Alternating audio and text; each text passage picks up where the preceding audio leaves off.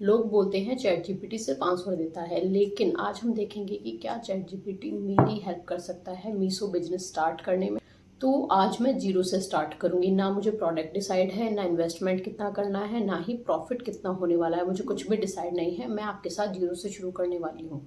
मैं chat GPT से हर एक क्वेश्चन पूछूंगी, तो देखते हैं कि क्या इसकी हेल्प से कंप्लीट मीशो बिजनेस प्लान बन सकता है। तो वीडियो को लास्ट तक जरूर देखना, क्योंकि लास्ट में हम डिसाइड करेंगे कि क्या ये बिजनेस स्टार्ट करना सही है या नहीं। अगर आप भी घर बैठे ऑनलाइन बिजनेस करना चाहते हैं, प्रोडक्ट सेल करना चाहते हैं, प्रोडक्ट बेचना चाहते हैं, लेकिन नहीं पता कि क्या बेचें, तो ये वीडियो आपके लिए है। मैं कुछ भी पहले से प्रिपेयर करके नहीं आई हूँ। जो भी होगा लाइव होगा चैट जीपीटी के साथ। तो चलिए आपके साथ शेयर करती हूँ कुछ लाइव डिटेल्स।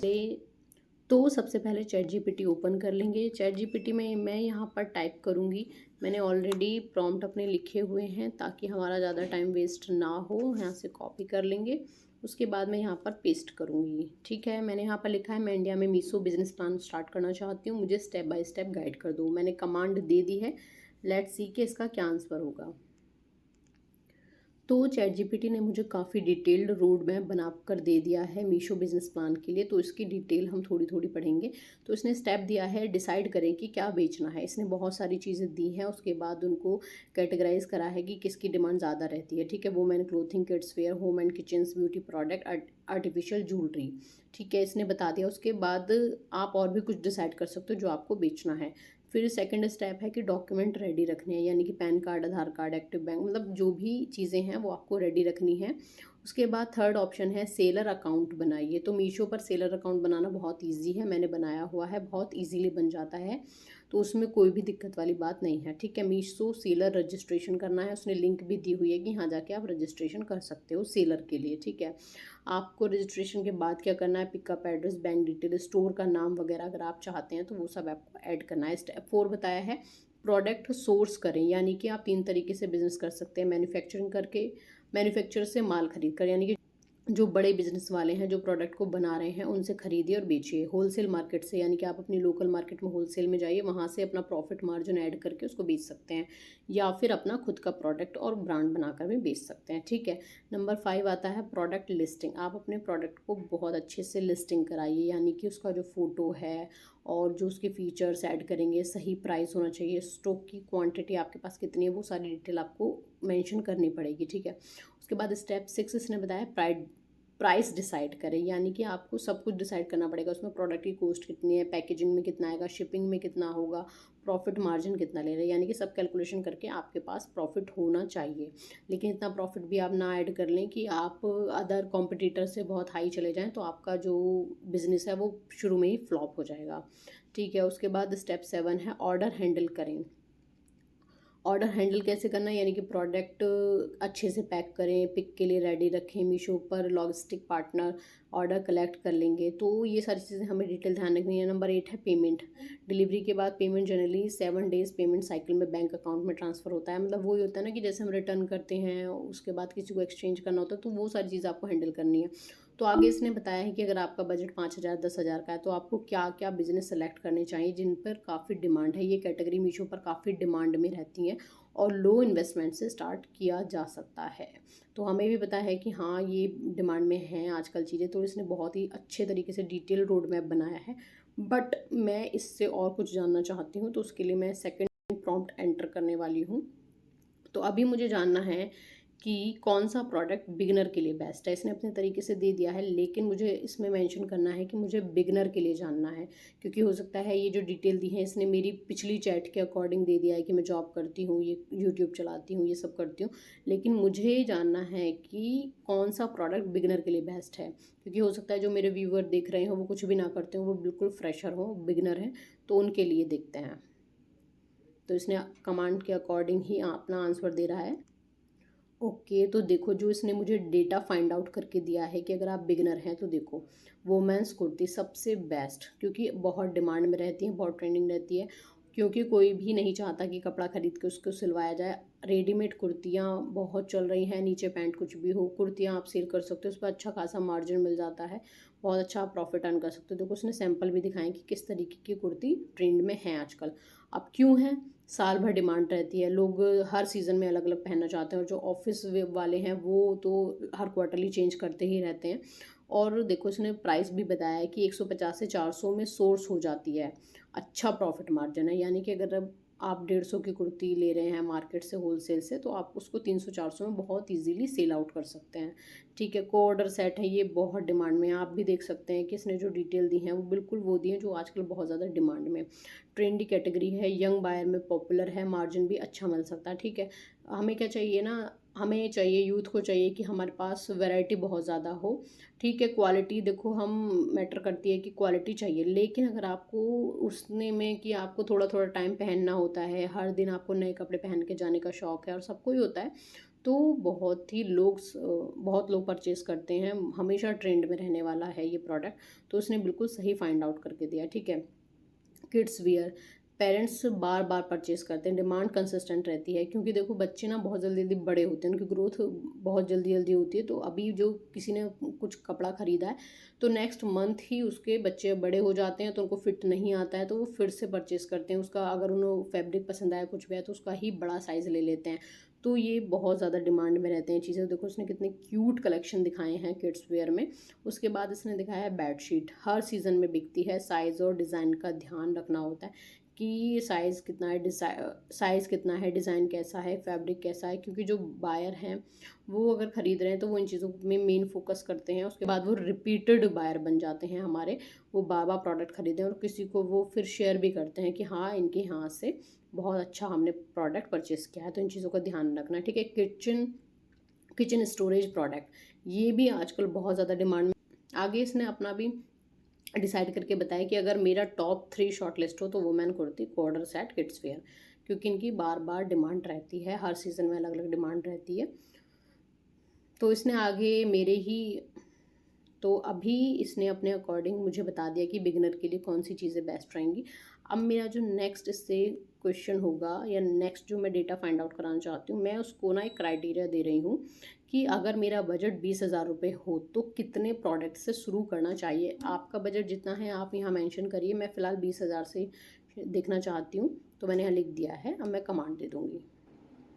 तो देखो इसने टिप्स एंड ट्रिक के साथ मुझे डिटेल दी है कि 20,000 के बजट में बहुत ज़्यादा प्रोडक्ट लेने के बजाय कम प्रोडक्ट की ज़्यादा क्वांटिटी रखना बेहतर होता है।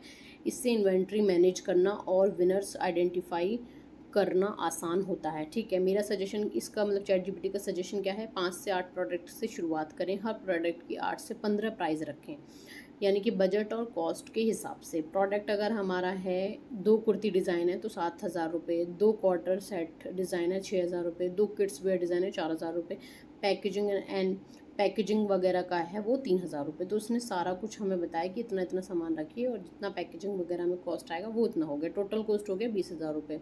तो इसने बताया ये स्ट्रेटजी क्यों अच्छी है। अब जान लेते हैं। अगर कोई डिज़ाइन बहुत अच्छा बिकता है तो उसी का स्टॉक दोबारा मंगा सकती हैं। अगर कोई प्रोडक्ट स्लो बिकता है तो पूरा बजट उसमें नहीं फंसा होता। आपको जल्दी पता चल जाता है कि कस्टमर को किस टाइप के प्रोडक्ट पसंद आ रहे हैं। एक और टिप्स, एक ही कैटेगरी से शुरुआत करना और भी बेहतर होता है, जैसे सिर्फ वुमेंस कुर्ती या सिर्फ ऑर्डर सेट। इससे स्टोर की आइडेंटिफाई क्लियर बनी रहती है और सोर्सिंग भी आसान रहती है।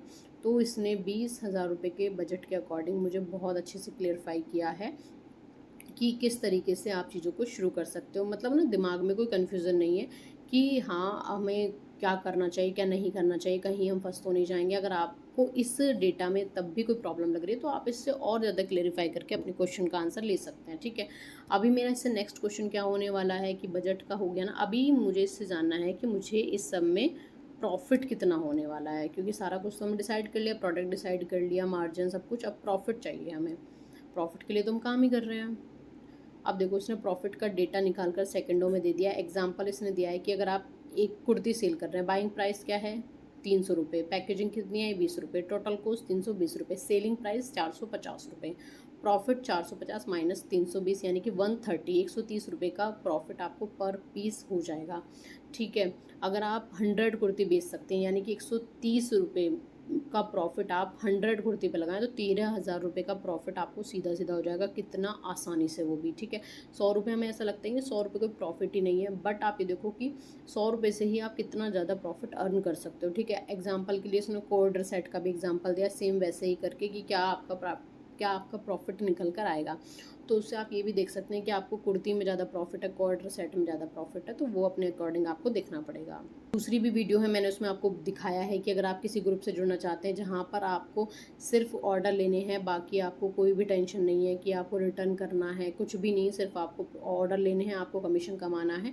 अगर आप उस वीडियो को जाकर देख लेना, अगर आपको कुछ समझ आता है तो मुझे कॉमेंट करना, मैं आपको उस ग्रुप में ऐड कर लूँगी, ठीक है। अब मेरा प्रॉफिट भी कैलकुलेट हो गया। अब मैं नेक्स्ट इससे जो पूछने वाली हूँ, मैं पूछूंगी कि बेस्ट सप्लायर कहाँ मिलेगी, क्योंकि प्रोडक्ट प्रॉफिट सब हमें समझ आ गया, लेकिन अब ये सप्लाई कहाँ करना है हमें, तो उसके लिए मैं इसको जानना चाहती हूँ। तो मैंने पूछा है, इसने मुझे काफ़ी अच्छा डिटेल निकाल कर दी है कि अगर आप मीशो सेलर के रूप में काम करना चाहते हो तो सप्लायर चुनना सबसे इम्पोर्टेंट डिसीज़न होता है, क्योंकि अगर आप सप्लायर को ही हाई कॉस्ट में सेलेक्ट कर लेंगे तो आप प्रॉफिट कुछ भी नहीं कमा पाएंगे, अगर कमा भी रहे हैं तो कम, क्योंकि आपके कॉम्पिटिटर आपसे कम में सेल कर देंगे वही चीज़, ठीक है। इसने बताया सूरत, वोमेन क्लोथिंग के लिए सूरत सबसे बेस्ट है। सूरत की कुछ लोकल मार्केट्स की इसकी फ़ोटो भी मुझे सेंड की है कि आप वहाँ से कितने अच्छे दाम में कितना अच्छा प्रोडक्ट परचेज़ कर सकते हैं, तो मार्केट आप जाकर एक्सप्लोर करें।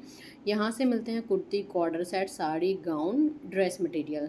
जयपुर जा सकते हैं, जयपुर में आपको बहुत सारी शॉप मार्केट मिल जाएंगी, वहाँ से cotton kurtis, block print dress, ethic wear, कहाँ क्या मिलेगा इसने सारा कुछ बताया। दिल्ली से आपको लेटेस्ट फैशन और वेस्टर्न वेयर की बहुत वैरायटी मिलती हैं। तो लुधियाना से क्या मिलने वाला, टी शर्ट, विंटर वेयर। अगर ऑनलाइन सप्लाई ढूंढना हो तो India mart, trade India, direct manufacturers के व्हाट्सएप कैटलॉग। तो इसने अपनी रिकमेंड भी दी है कि क्योंकि आप उत्तर प्रदेश में हैं और 20,000 का बजट है तो शुरू करना चाहते हैं, तो सूरत के मैन्युफैक्चरर से डायरेक्टली सोर्स करना सबसे कॉस्ट इफ़ेक्टिव रहेगा, ठीक है। तो इसने मुझे मार्केट भी बता दिया, वहाँ से कहाँ कौन सी मार्केट से आपको क्या मिलने वाला है वो भी बता दिया। अब जहाँ मैं रहती हूँ उसके अकॉर्डिंग भी इसने बता दिया कि कहाँ से मुझे सामान लाना चाहिए, कहाँ से क्या शुरू करना चाहिए, ठीक है। आप अपने अकॉर्डिंग देखिए कि आप अपनी लोकेशन एंटर करना, अपनी जो भी इसको डिटेल है वो बताना। अभी मेरा नेक्स्ट क्या होने वाला है कि मीशो पर प्रोडक्ट लिस्टिंग का टाइटल और डिस्क्रिप्शन लिखो, क्योंकि ये सबसे ज़्यादा इम्पोर्टेंट है कि अगर आपके पास प्रोडक्ट है, सब कुछ है, लेकिन आप उसको लिस्टिंग ही अच्छे से नहीं कर रहे हो तो आपका प्रोडक्ट सेल ही नहीं होगा, ठीक है। अगर आप वुमेन कुर्ती सेल कर रही हैं तो टाइटल और डिस्क्रिप्शन में रेलिवेंट कीवर्ड रखना ज़रूरी है, इससे कस्टमर का प्रोडक्ट समझने में आसानी होती है, ठीक है। इसने प्रोडक्ट का टाइटल दिखाया है कि women floral printed rayon straight kurti. तो इसमें जो जो चीज़ें होनी चाहिए, round neck, 3/4 sleeves, casual and office wear, soft and comfortable. Product का इसने डिस्क्रिप्शन दिया है, यानी कि आप इससे हर प्रोडक्ट का अलग अलग डिस्क्रिप्शन बनवा सकते हैं, उसको जस्ट आप कॉपी पेस्ट करें, लेकिन कॉपी और पेस्ट करने से पहले आप बीच में देख लेना, कुछ चीज़ें आपको एडिट करनी है, डिलीट करनी है, ऐड करनी, जो भी है वो आप अपना देख लेना, ज़रूर देखना, कहीं पूरा कॉपी पेस्ट नहीं कर देना।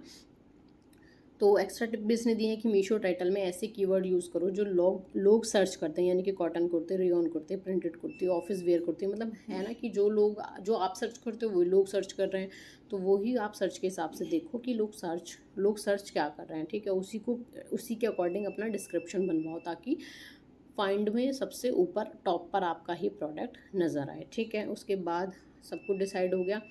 अब हम लास्ट में पूछते हैं कि हम प्रोडक्ट को अट्रैक्टिव कैसे बनाएं, यानी कि प्रोडक्ट की फ़ोटो जो है वो कैसे क्लिक करें जो लोगों को देखते ही समझ आए।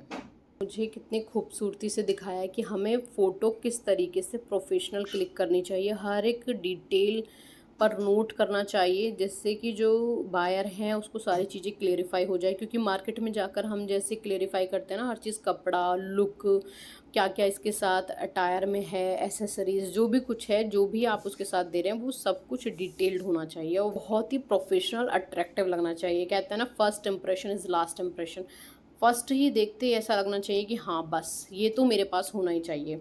तो वैसे हमें फ़ोटो क्लिक करने हैं और क्या क्या उसके लिए आपको एसेसरीज़ लगेगी वो भी इसने दे दी। अगर आपके पास नहीं है तो भी आप ChatGPT से पूछ सकते हैं कि मेरे पास ऐसा कुछ है नहीं, तो मुझे बताइए मैं कैसे अट्रैक्टिव फ़ोटो क्लिक कर सकती हूँ। ठीक है, इसने फिर भी बताया वाइट बैकग्राउंड यूज़ करें, नेचुरल लाइट में फ़ोटो लें, प्रोडक्ट को अच्छे से प्रेजेंट करें, मल्टीपल एंगल्स क्लिक करें, कैमरा की सेटिंग सही रखें, एडिटिंग अच्छे से करें। और बोनस टिप्स भी इसने दी है, अगर आप क्लॉथिंग सेल कर रहे हैं तो मॉडल के साथ फ़ोटो, वाइट बैकग्राउंड फ़ोटो दोनों रखें।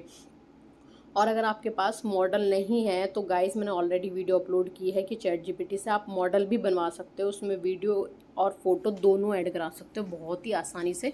तो उस वीडियो को जाकर देख लेना, वैसे मैं आई बटन में ऊपर लिंक ऐड कर दूंगी, आप जाकर चेक कर लेना। तो देखो कितनी आसानी से मेरा बिजनेस प्लान करा दिया है मीशो का, पूरा रोड मैप बनकर तैयार है। अब हमें डिसाइड करना है कि क्या हमें ये बिज़नेस करना चाहिए या नहीं करना चाहिए। तो आज के एक्सपेरिमेंट से हमें ये समझ है कि ChatGPT बिजनेस स्टार्ट नहीं करता, लेकिन प्लानिंग का 80% काम बहुत आसान कर देता है, जिसकी वजह से लोग अपना कोई भी काम शुरू करने के लिए स्टक हो जाते हैं, क्योंकि उनके पास बेस्ट एडवाइज़र नहीं होता, जो कि आज ChatGPT है हमारे पास, वो भी बिल्कुल free. Product idea, budget, marketing, सब चीज़ों का रोड मैप मिल जाता है,